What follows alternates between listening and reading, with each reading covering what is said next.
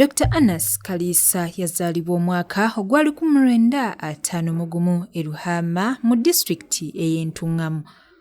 Then muto waffe Dr. Ken Kalisa mwena mumanyi bulungi wa NBS Next Media agasize ensi so much that I can't explain.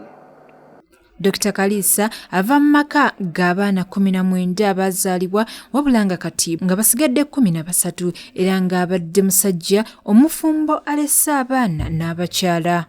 Dr. Kalisa abadde mwami muyivu nnyo era yanoonya okumanya n'okutuuka ebweru w'eggwanga nga wano n'agamu ku masomero ge yasomeramu mwe muli n'erya Kyamate gye yasomera n'omukulembeze ow'eggwanga Yoweri Kaguta Museveni. Wano abatasobola genda Ruhama ffe tuveeyo Ruhama all the way from Ruhama era Dr. Kalisa gy'ava yasomera awo ekyamate abakulu abo bamanyiyo yasoma ne President Museveni gye yava ate n'agenda mu byeddiini n'abimala n'adda.